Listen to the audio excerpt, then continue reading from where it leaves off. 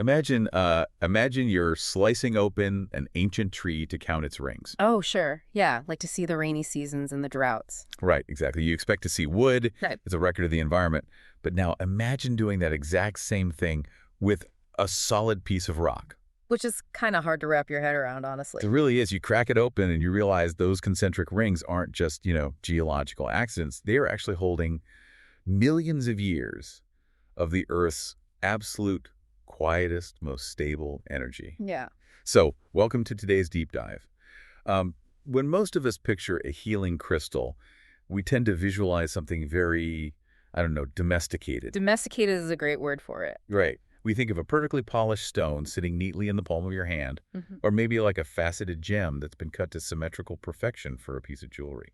We definitely have this ingrained preference for our tools to be tidy. Yes, exactly. Even our spiritual ones, we like them sanitized, easily pocketable, and entirely stripped of their rough edges.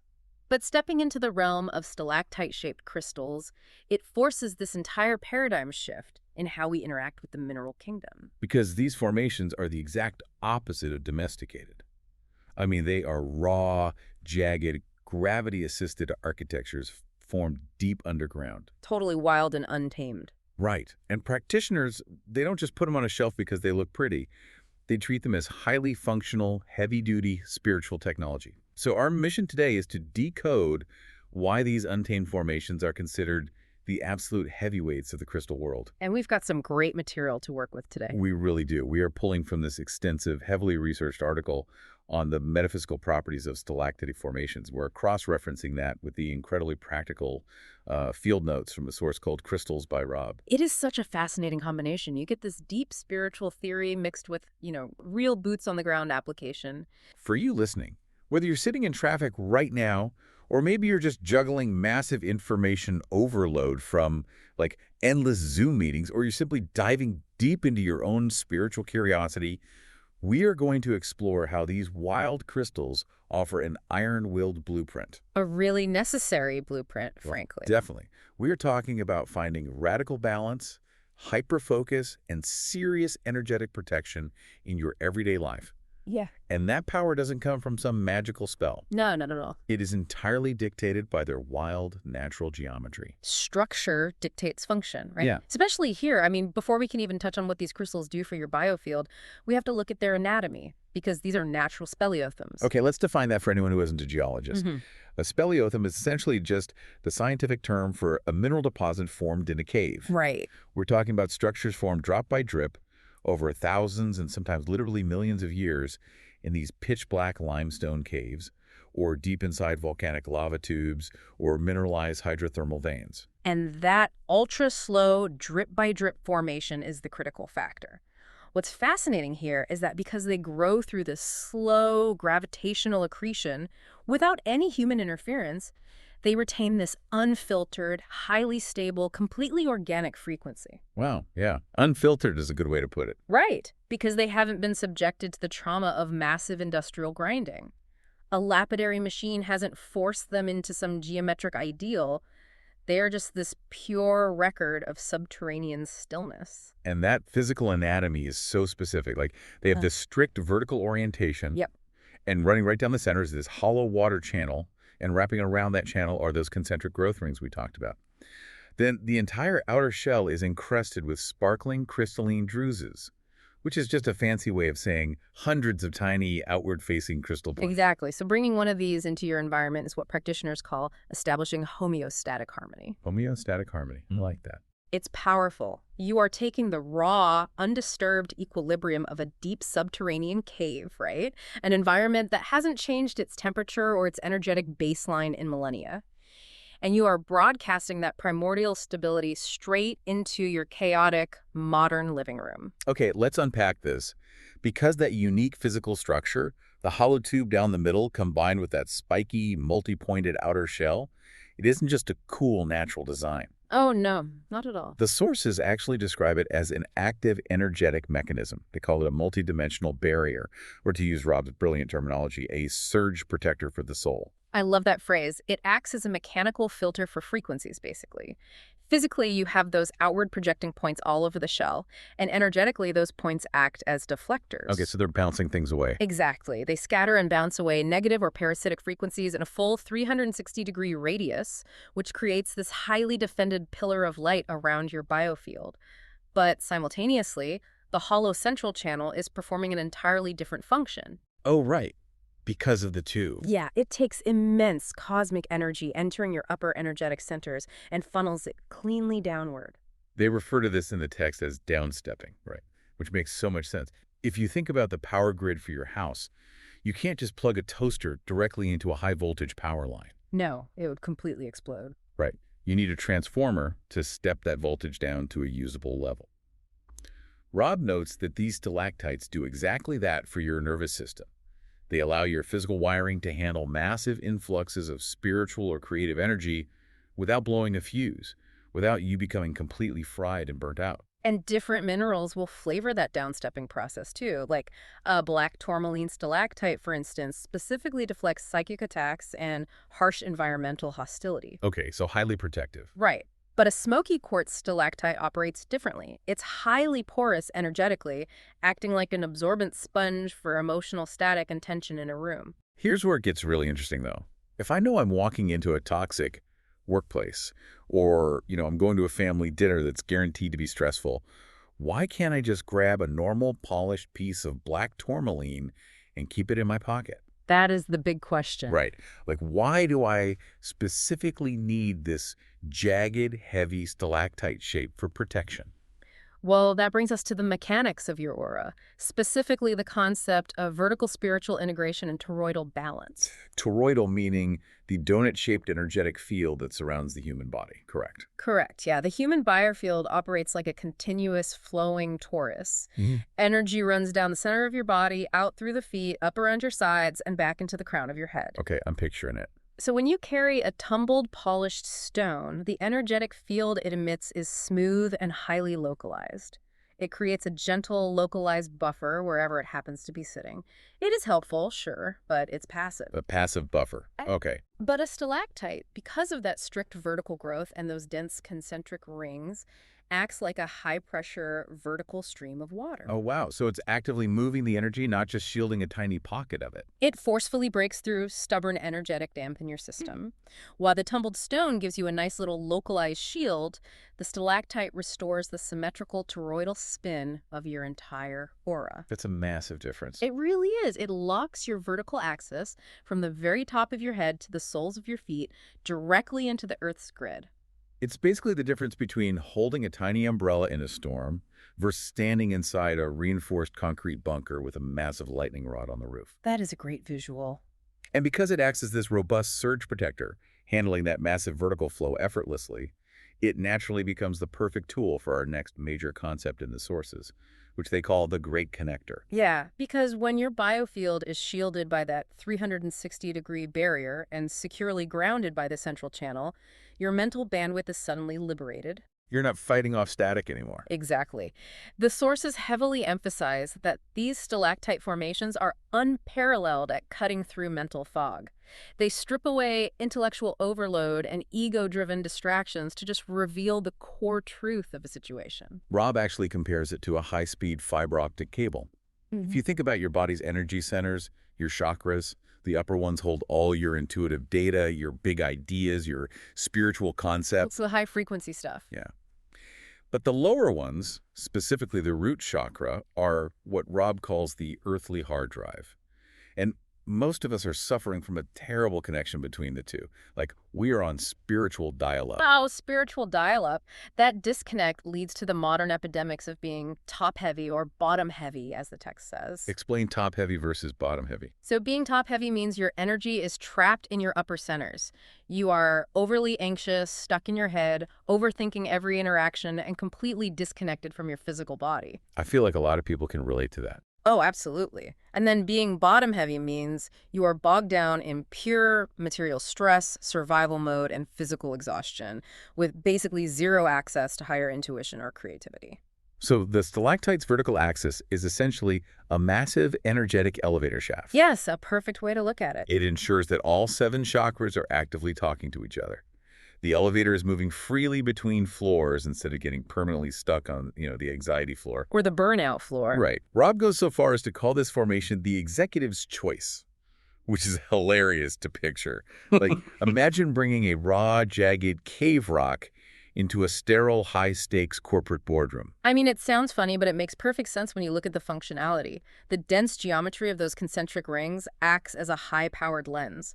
It forcefully silences chaotic mental chatter and delivers an iron-willed focus. And the mineral composition just determines the flavor of that focus.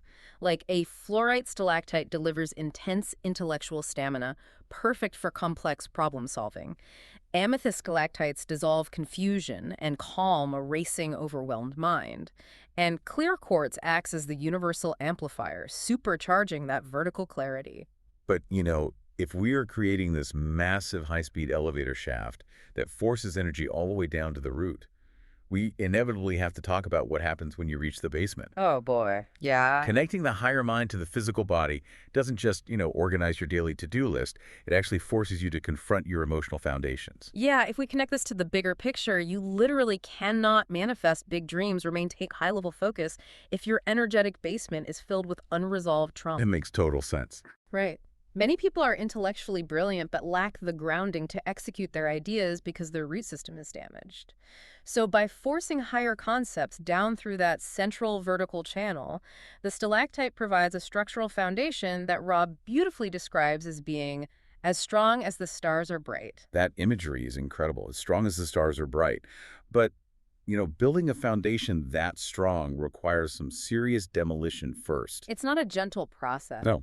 The sources refer to these stones as the spiritual heavy lifters, specifically designed for navigating the dark night of the soul. Those periods of profound existential dread, grief, or just total identity collapse. And the physical density of the stalactite becomes both deeply metaphorical and functionally necessary here. Because they grew layer by microscopic layer under immense gravitational pressure, these crystals possess a frequency capable of penetrating surface-level ego defenses. They get right to the core. They don't just soothe you, they excavate. They're designed to heal core emotional wounds and process sudden, overwhelming trauma. Rob makes this really striking comparison in his field notes. Yeah. He says that standard polished crystal points are like a gentle whisper from the heavens. Which is nice, but... Right, but a stalactite is a firm handshake from the earth. A firm handshake. Yeah. When you are going through a total emotional collapse, a gentle whisper is pretty useless. You might actually dissociate or just float away entirely. You need that firm handshake keeping you anchored. You absolutely need a tool that refuses to let you abandon the process. And the concentric rings we discussed earlier, they serve as a literal roadmap for this deep emotional archaeology. Okay, let's unpack this idea of emotional archaeology, because tracing those rings is a wild concept. The crystal grew layer by layer in the dark, basically mirroring the slow, heavy layer-by-layer work of healing your own inner child or processing inherited family pain. Yeah, because during a trauma response, your energy just scatters. The nervous system becomes highly erratic. But when you meditate with a stalactite or physically trace its concentric rings, the stone's physical record of endurance acts as a silent mentor. Oh, that's beautiful. It demonstrates that resilience is built one microscopic layer at a time. It visually and energetically pulls your scattered, panicked energy back into a tight, protected, concentric center. It keeps you tethered. The sources mention it's like having a heavy silver cord tied to your soul. You can dig as deep into your ancestral grief as you need to, knowing the stalactite is anchoring you safely to your physical body so you don't get, spacey or lost in the trauma. And specific minerals really excel at this heavy lifting. Rhodochrosite stalactites are highlighted specifically for opening the high heart. The high heart being the energetic center, located just above the standard heart chakra, right? Dealing specifically with radical self-love, immune function, and the release of deep ancestral grief. Spot on. And because it's in a stalactite formation, that radical self-love isn't just sitting in your chest. It's being aggressively pumped through your entire vertical system via that central channel. Wow, just flushing the whole system. Exactly. Meanwhile, chalcedony and calcite stalactites are prescribed for soothing sudden nervous system panic loops. Again, the shape dictates the function. It takes that soothing chalcedony energy and actively breaks through the energetic dams, causing the panic. It replaces a chaotic nervous system loop with a grounded vertical flow. Precisely. So if this thing is basically a spiritual fire hose and a heavy-duty excavator of trauma, I'm guessing we don't just carry it around everywhere. How does someone actually apply this in a normal, non-monastery lifestyle? Right, you don't want to be constantly excavating. No. We want the benefits of a surge protector, but we don't want to perform a heavy exorcism every Tuesday morning. Thankfully, the field notes are very reassuring on this front. Rob refers to the stalactite as the ultimate spiritual multi-tool and a natural battery booster. A battery booster. Okay. Yeah, it doesn't have to be a dramatic, cathartic event every single time you use one. Because it maintains a constant, stable energy flow, simply having it in your environment keeps your own energy consistent from morning to night. It prevents the chaotic drama of coworkers or family members from sticking to your biofield. The sources list highly practical uses, too. Practitioners use them as central anchors for crystal grids because that heavy gravity locks down the intention of the grid. Yeah, they're fantastic for grids. And you can use large formations in home decor to establish a harmonious, defensive perimeter around your house. Gem cutters even slice them horizontally into lapidary rosette discs, allowing you to actually wear those protective concentric rings as jewelry. Which look amazing, by the way. I bet.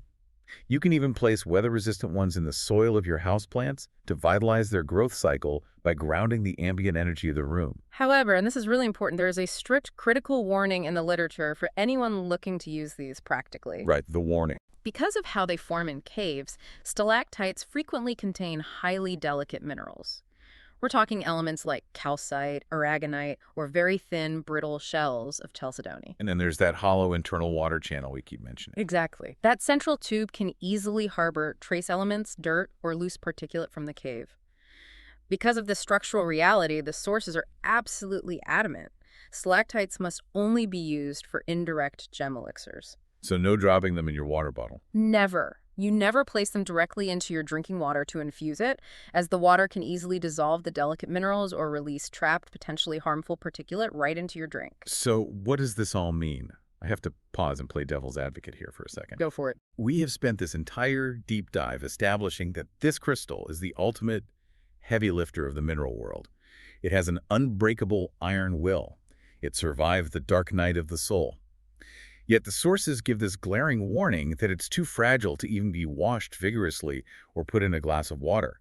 It sounds incredibly delicate for something supposedly so tough. This raises an important question, and it really highlights one of the most beautiful paradoxes of working with natural earth materials. A paradox. Okay, how so? We have to completely separate structural, energetic resilience from physical hardness on the Mohs scale. Kind of like how a person can possess immense emotional fortitude but still have a physically vulnerable body. That is the perfect analogy, yes.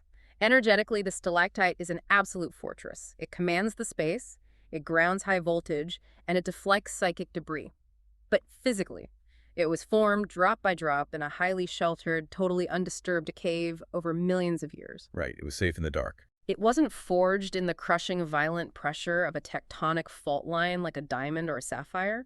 Its energetic strength lies entirely in its complex geometry and its patient accretion, not in brute physical hardness. And the hollow channel is literally a vulnerability in the rock. Yes.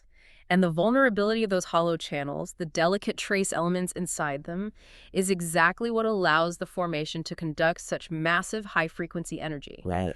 If it were a completely solid, impenetrable, ultra-hard block of stone, it wouldn't have the internal space required to channel the light downward. Its physical fragility is the literal secret to its energetic power. Its fragility is the secret to its power. That is such a profound concept to wrap your head around. It isn't about being physically invincible. It's about possessing the exact right structure to handle the flow of life without breaking. It embraces the void in its center to serve as a conduit for everything else. Which really brings this entire exploration into perfect focus. For you listening, we hope it's clear now that stalactite-shaped crystals are far more than just beautiful sparkly rocks to put on a bookshelf or, a paperweight for your desk. They are so much more than that. They are ancient, functional pieces of spiritual technology. They act as multidimensional surge protectors for an overwhelmed nervous system. They serve as the heavy lifters for your deepest emotional and ancestral trauma.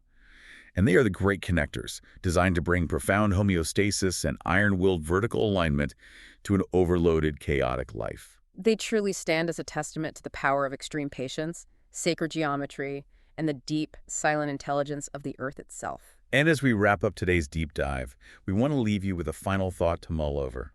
We talk about how these wild subterranean crystals patiently recorded thousands and thousands of years of the Earth's slow, steady history, one single drip at a time, locked forever in their concentric rings. A microscopic record. Exactly. So if you were to look at the concentric rings of your own daily habits, your passing thoughts, and the energetic boundaries you set with others, what kind of history are you slowly fossilizing into your life right now? Is it chaos, or is it a foundation as strong as the stars are bright?